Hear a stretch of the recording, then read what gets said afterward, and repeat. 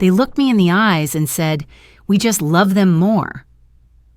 I was standing at Gate B42, suitcase in hand, about to board a no-kids family trip, one they begged me to leave my children behind for. And then my sister showed up with all three of hers. "Hi, I'm Maya, a single mom, the kind of daughter who always stayed quiet, always helped, always came last." But that moment, it broke something in me. What would you do if your own parents told you your children weren't as lovable? Before we jump into the story, if you don't mind, let me know where you're from by leaving a comment below. That way I can send a special hello your way. Now go ahead, grab yourself a warm cup of water and find a comfy spot. It's time to begin the story. I stood at Gate B42 of Denver International Airport, my suitcase upright by my side. The polished tile beneath her feet gleamed under the fluorescent lighting, and the air was thick with the sound of boarding calls, distant crying toddlers, and the occasional clatter of rolling carry-ons. Maya shifted her weight from one foot to the other, fingers curled around the boarding pass like it might fly away. She tried to breathe in the sterile air, to remind herself that this trip was supposed to be a gift, a break, time to breathe. At least, that's what everyone had told her. Behind her, a family of 5 rushed past, their laughter trailing in their wake. The little girl wore a sequined backpack that glittered like tinsel. Maya blinked. Chloe would have loved that. She glanced at her phone. No new messages, no last-minute updates, just silence. Then, out of the tide of travelers, she saw Vanessa. The vision was sharp, surreal. Vanessa in a white jumpsuit, sunglasses too large for indoor lighting, walking like she was on a runway. Behind her, 3 small children in a chaotic clump, sticky fingers, bouncing backpacks, one already darting toward a vending machine like he'd been released from prison. Maya's brain stalled. Surely she wasn't seeing this right. Vanessa wasn't supposed to bring the kids. That had been the one rule, the only rule. No kids, adults only. Everyone had agreed. They'd looked her in the eyes and asked, no, begged, her to leave Chloe and Jacob at home. And she had.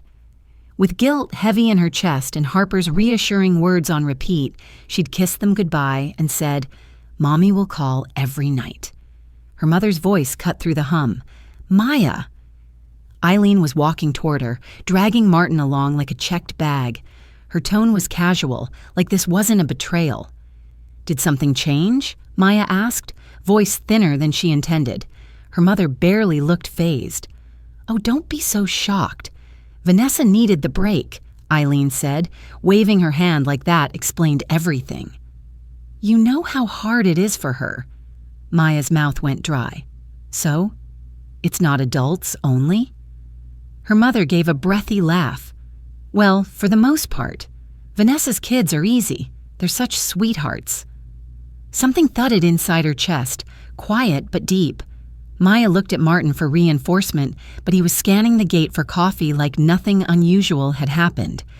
"You worry too much," he said, always so tense.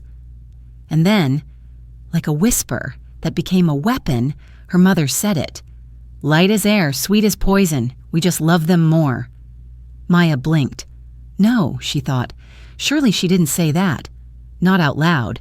But then Eileen smiled, calm, serene, like she'd just offered a compliment. Maya felt her stomach twist. "My children," she said, voice barely audible, "weren't even worth a plane ticket." Eileen sighed, annoyed now. "Oh, Maya, don't be so sensitive. You know what I mean. Vanessa's kids, they're just easier. They listen. They're more lovable." More lovable. It wasn't a slip. It wasn't an opinion. It was a sentence carved in stone. Maya looked from her mother to Martin, to Vanessa, now pretending to scroll on her phone while her youngest climbed a bench like it was playground equipment. "You lied," Maya whispered. "You told me no kids. You made me feel guilty. You." "Don't be dramatic," Martin said. "Vanessa's doing her best. She's a single mom, remember?" "So am I," Maya said, but no one responded. Vanessa finally looked up, smirked. "Relax, Maya, my kids are angels. You won't even notice them." And that was it. The moment Maya had always wondered if she'd recognize. The moment the ground didn't break beneath her, but something deeper did. She wasn't invisible anymore. She was irrelevant. Her hand gripped the handle of her suitcase tighter. She looked at her boarding pass. The printed destination didn't matter anymore. Lake Tahoe could vanish for all she cared. She looked at her family, at their practiced indifference, at their chosen version of reality, and she knew they had made their choice. Now it was time I made mine. I didn't even cry, not yet. The car merged onto Peña Boulevard, the city shrinking behind her like a story she no longer belonged in. Maya's hands gripped the steering wheel, her knuckles pale. The hum of the engine was the only sound. The boarding pass still crumpled in her coat pocket like proof she had once intended to go. She should have been halfway to the mountains by now. Instead, she was heading home with a heart full of silence and a truth too sharp to swallow. The road stretched ahead, straight and unchanging, and for a moment she felt like she was floating outside of herself. She didn't remember turning around in the airport, didn't recall passing security again, didn't feel the weight of dragging her suitcase through the garage. It all blurred, but the words, those stayed sharp. We just loved them more. She should have screamed, should have confronted them in front of the gate, made a scene, made them feel the humiliation that burned her skin. But she hadn't. She'd simply left, carrying with her the kind of pain that didn't need to be spoken to be real. By the time she pulled into the driveway, the sky was already a shade deeper. Early winter dusk. The porch light was on, casting a soft halo against the siding. She stepped inside, the house exhaling warmth and the faint scent of cinnamon from Harper's baking. A note sat on the counter, written in Harper's tidy print. Kids had dinner. All good. Call me if you need anything. Maya stood still, the note fluttering slightly in her hand. Upstairs, the sound of breathing, small and even, drifted down the hallway. She didn't go up yet, couldn't. Not with the buzzing in her chest, not with the anger still shapeless and the grief not fully formed. She sat at the kitchen table, her suitcase leaned against the wall, untouched. The house was quiet in that peculiar way. A house is only quiet when it's waiting for something to be broken. She unlocked her phone. The Wallace family group chat opened instantly, the same thread where her parents posted endless photos of Vanessa's kids. Milo's soccer medals, Lacey's ballet recital, blurry shots of them asleep in car seats with comments like, "Angels" or "My heart." The same thread where her own children were mentioned only when she brought them up, always followed by a thumbs up or a "how sweet." She stared at the blinking cursor for a long time. Then she typed, "I won't be coming on the trip, and I won't be part of this family anymore either." Her thumb hovered.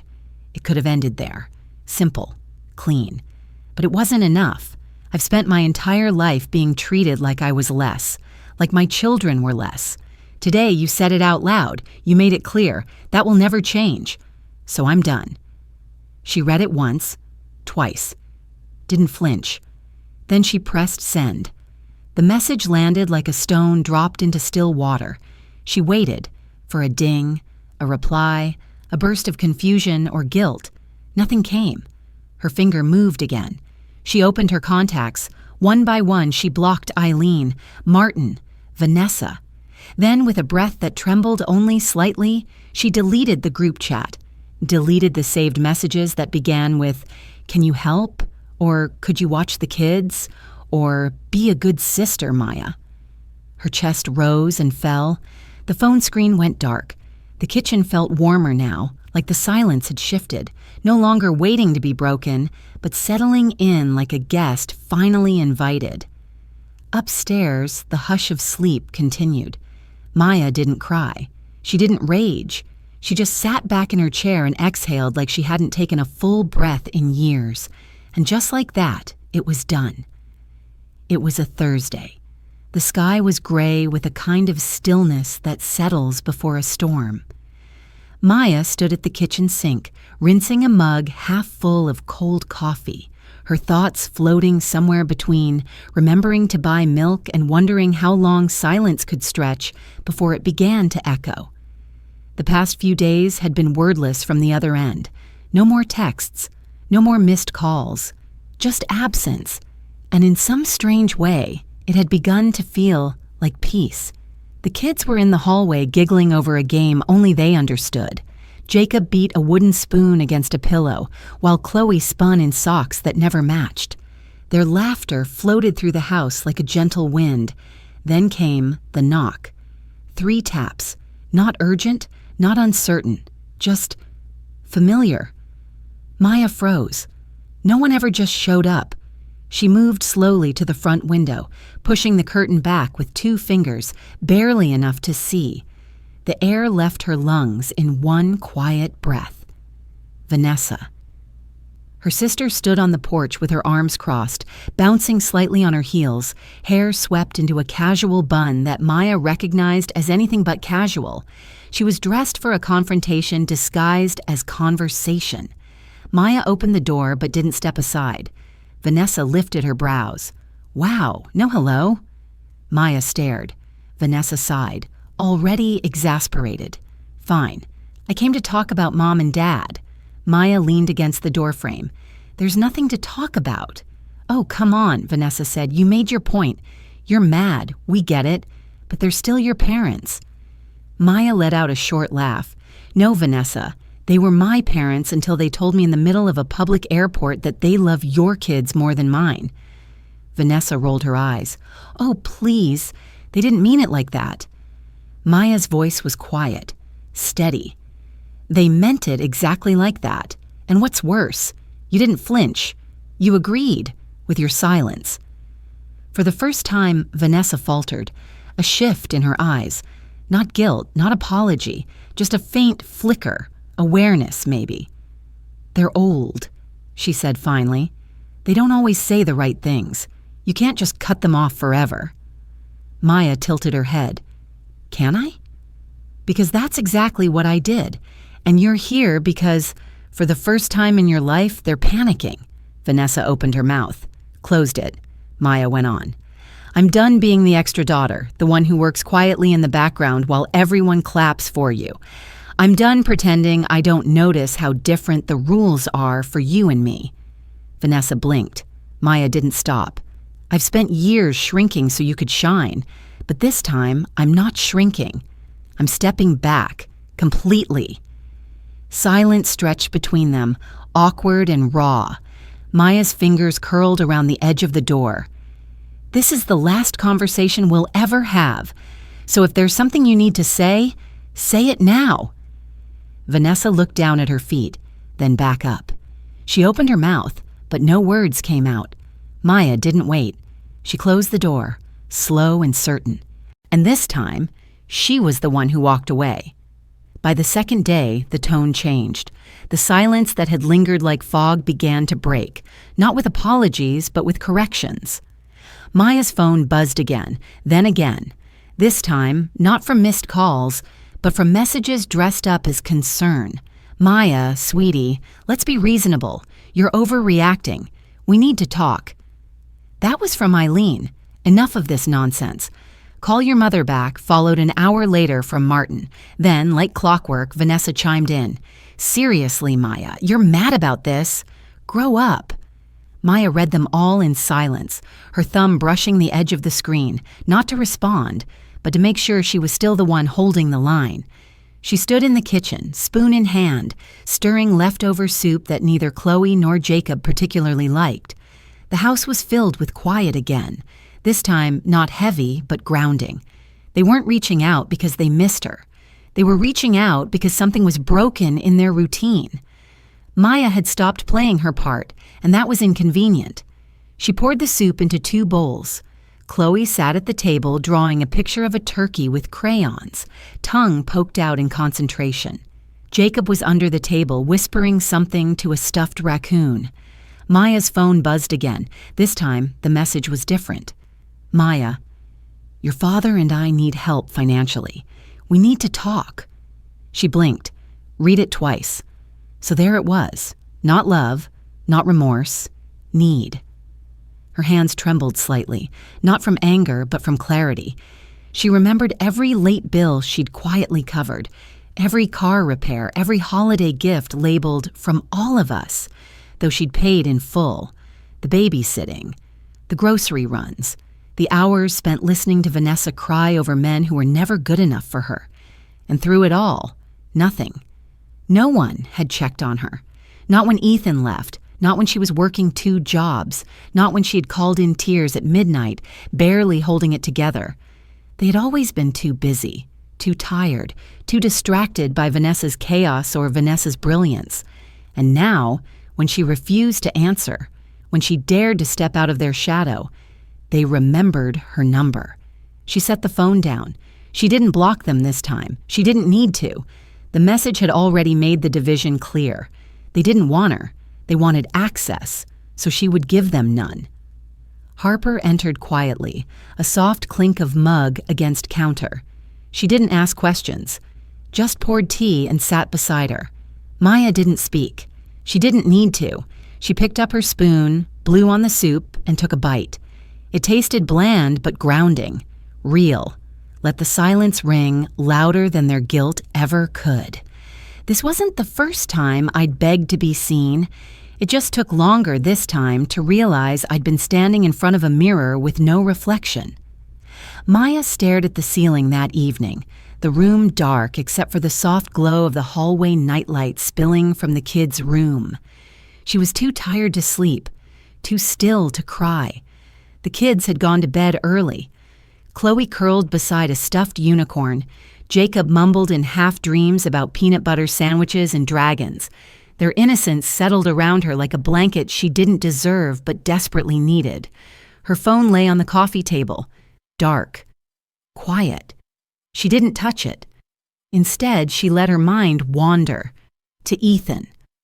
The name drifted into her consciousness like dust, uninvited but familiar.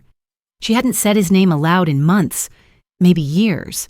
But the memories came sharp and vivid, like they had been waiting for permission. She remembered the kitchen that night, one arm rocking Jacob, the other reaching for a juice cup as Chloe tugged at her sleeve. The exhaustion had been bone deep, like her body no longer belonged to her, but to tasks, needs, people. Ethan had been leaning against the fridge, hands in his pockets, eyes not on her but past her. "I just don't think I can do this anymore," he said. She'd barely processed the words. "Do what?" she asked, her voice frayed. He shrugged. "Any of it." There was no affair, no screaming, no bags thrown into a car at midnight, just silence and absence. The kind that wasn't loud but devastating in its consistency. He was present, but not with her. He held their children, but didn't really see them. He answered questions, but never asked his own. Maya had carried it all. The children, the bills, the birthdays, the loneliness, and through it all, she'd kept telling herself, if I do this right, maybe he'll come back. Maybe he'll notice. He never did. And neither had her parents. Not when she'd stayed up to make Thanksgiving pies while Chloe had a fever. Not when she'd skipped dinners to cover Vanessa's last-minute emergencies. Not when she'd cried in the middle of a parking lot because someone finally asked her if she was okay. They all saw her strength as convenience, her reliability as background noise. Ethan, Eileen, Martin, Vanessa. None of them had asked her what she needed. They just assumed she'd give. She always had. Until now. Maya rose from the couch slowly, her body aching in quiet protest. She walked to the window and watched the night hang over Fort Collins like a hush. Streetlights flickered, and in a house across the road, someone turned on a string of holiday lights. Too early for Christmas, maybe, but lovely just the same. She touched the glass, not sure what she was hoping to feel. Harper passed behind her, carrying a blanket and a mug, nodding toward the kids' room. Maya smiled faintly. She didn't need words from Harper. Her presence was the answer to a question Maya hadn't known she'd asked. The reflection in the window looked back at her. Tired eyes, soft lines etched by years of silence. But there was something else there now. Something calm. Something hers. She whispered it before she could overthink it. This is the me that was always underneath. That night, I lay in the quiet and stared at the ceiling. The hum of the heater filled the space with steady warmth. Outside, the wind curled around the house like it was trying to peek inside, but the walls held strong. Maya blinked up at the soft shadows on the ceiling, listening to the silence and for the first time not fearing what it meant. She had made tea and forgotten to drink it. The mug sat on the end table, steam long gone. The kids were asleep, Harper tucked in on the pullout in the den, her soft snore rising and falling like a metronome, keeping time with the house. It had been a week since Vanessa knocked on the door. Since then, nothing. No texts, no calls, not even the usual passive-aggressive group photos of pies or scenic overlooks from the retreat. And Maya hadn't missed it. She hadn't missed the invisible tightrope she used to walk through every family dinner. She hadn't missed the way her children became background noise while Vanessa's were the main event. She hadn't missed wondering every year whether this time they'd remember Chloe's birthday without her reminder. The absence wasn't painful, it was honest, and in that honesty, she had found stillness. That evening, Chloe came into the kitchen clutching her unicorn. Her eyes were wide with quiet thought. "Mommy," she asked, "do you think Grandma and Grandpa ever loved us?" Maya felt her breath catch, not sharply, but like her lungs had been waiting for this question. She knelt, brushing a curl behind Chloe's ear. "They love in the only way they know how," she said gently, "but it wasn't the kind of love we deserve." Chloe nodded like it was the simplest truth in the world. "I'm glad we don't go there anymore." "Me too," Maya whispered. After the kids went to bed, Maya cleaned the kitchen slowly. She wiped the counters, refolded the dish towel, and placed a candle by the sink. The flame danced quietly, like it understood how hard this house had worked to become a home. She stood by the window, watching flakes of early snow settle on the grass. No phone buzzed, no apology came, and she didn't need one. She wasn't waiting anymore. Not for love, not for acknowledgement, not even for justice. She had stopped performing, stopped shrinking, stopped hoping that silence from others meant she had done something wrong. Harper entered, her hoodie pulled tight, mug in hand. "You okay?" she asked softly. Maya nodded. "Better than okay." Harper leaned on the doorframe. "You did something hard." "I did," Maya said, "but the hardest part wasn't walking away." "What was it?" "Believing I was allowed to." Harper smiled gently. "You always were." Later that night, Maya checked on the kids. Chloe's hand rested on Jacob's back, protective even in sleep. The room was warm, safe, quiet. She pulled the door closed and stood in the hallway for a long time, the soft hum of peace around her. This was not the life she thought she'd build, not the family she'd been born into, not the plan she'd clung to for decades, but it was hers. Not perfection, not closure, just peace. Sometimes the loudest healing comes not from confrontation, but from quiet departure. Maya didn't burn bridges. She simply stopped crossing ones built on uneven ground. Her story wasn't about revenge or regret, but about reclaiming the dignity she had long given away in pieces. Like a candle lit in stillness, her peace became the softest kind of rebellion. Because when we stop begging to be chosen, we finally begin choosing ourselves.